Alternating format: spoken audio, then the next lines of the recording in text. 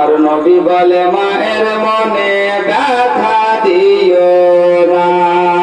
জোরে বলে। বলি আমি বিপকালিতে নবীর হাদিস শোনেন না। আমার নবী বলে মায়ের মনে ব্যথা দিও না গো। নবী বলে মায়ের মনে ব্যথা দিও না। বলি আমি বিপকালিতে নবীর হাদিস শোনো না। আমার নবী বলে মায়ের মনে ব্যথা দিও না গো। নবী বলে মায়ের মনে ব্যথা দিও না। ও গো সন্তানের লাগিয়া যে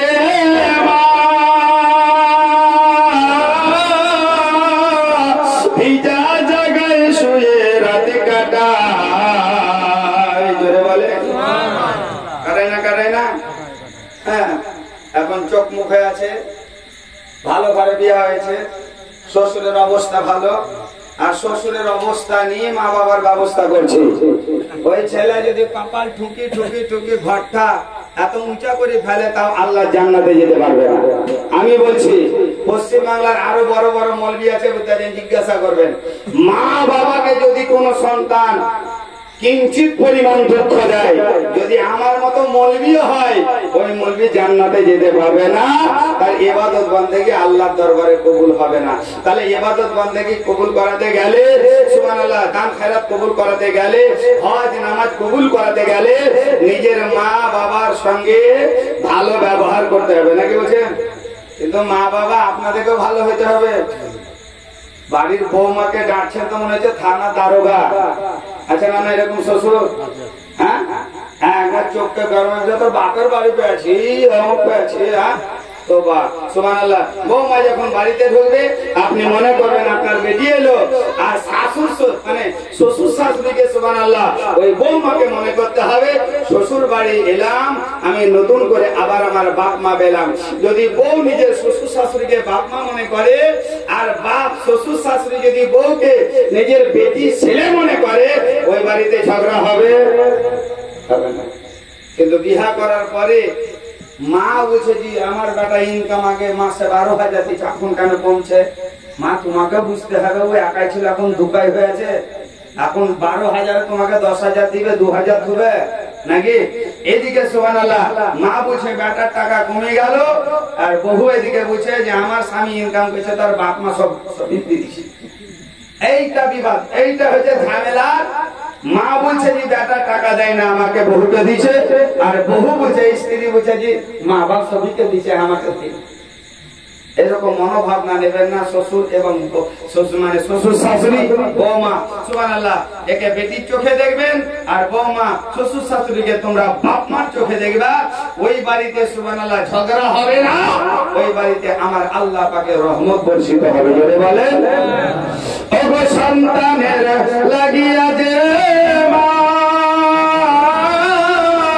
ভিজা জায়গায় শুয়ে রাত কাটায়, ছেলের সুখে মা দরদি, ছেলের সুখে মা দরদি সিনাই করে বিছানা। আমার নবী বলে মায়ের মনে ব্যথা দিও না গো। নবী বলে মায়ের মনে ব্যথা দিও না। বলি আমি বিপকালিতে নবীর হাদিস শোনো না। আমার নবী বলে মায়ের মনে ব্যথা দিও না। বাপজিরা, আমার রাত্রি অনেক হয়ে যাবে, আমি বলতেছিলাম ওটাই, আমার নবী আকা মুস্তাফা আবু তালেব নিজের চাচা সুবহানাল্লাহ অন্তিম কালে বিছানায় পড়ে আছে, আর আপনার আমার নবী চাচার পাশে বসে গায়ে যেন হাতটা বুলাচ্ছে, আর বছর নেমে যেন কান্না করছে। আমার নবী বলেন, আল্লাহ গো, বাপের স্নেহ মমতা তো পেলাম না। মা আমার দুনিয়াতে ছিল, মা দুনিয়া ছেড়ে বিদায় নিল, দাদাও আমার বিদায় নিল, আমি আমার চাচার কাছে এলাম গো। কিন্তু চাচা এখন মৌতের সঙ্গে পাঞ্জা খেলে, চাচাও এখন মৌতের সঙ্গে লড়াই করে। আমার নবী কন্দন করে, আর নিজের চাচা আবু তালেবের গায়ে যেন হাত বোলায়। আমার আল্লাহ জিবরিল আমিনকে বলে, জিবরিল তাড়াতাড়ি যাও আবু তালেবের বাড়িতে যাও, ওই বাড়িতে আমার নবী মুস্তাফা রয়েছে, আর আমার নবীর চাচা এখন অন্তিম কালে বিছানায় শুয়ে আছে। ও আমার ফেরেশতা জিবরিল, আমার নবী তার চাচার গায়ে যেন হাত বুলাচ্ছে, তাড়াতাড়ি যাও আর গিয়ে আমার নবীর হাতখানাকে ধরে নাও। জিবরিল আমিন জিজ্ঞাসা করে, রব্বুল আলামিন আমার নবী নিজের চাচার গায়ে হাত বুলাচ্ছে, কিন্তু আমার নবীর হাতখানাকে কেন ধরে নেব? রব্বুল আলামিন আমার বলে, শোনো, আমার নবী যদিও নিজের চাচার কাছে ছিল, আবু তালেব যদিও আমার নবীকে লালন পালন করেছিল, কিন্তু আবু তালেব আমার নবীর কলমা পড়ে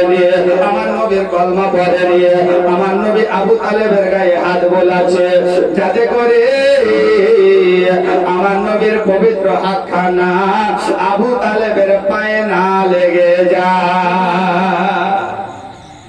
তাড়াতাড়ি যাও, আমার নবীর হাতখানাকে ধরে নাও। বাপজিরা আমার সুবহানাল্লাহ, হাতখানাকে সুবহানাল্লাহ।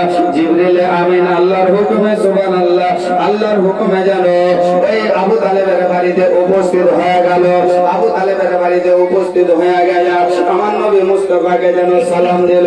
আমার নবী মুস্তাফাকে সালাম দেওয়ার পরে নবী মুস্তাফার চোখে অশ্রু বইছে, নবী মুস্তাফার চোখে যেন পানি ঝরতে রয়েছে।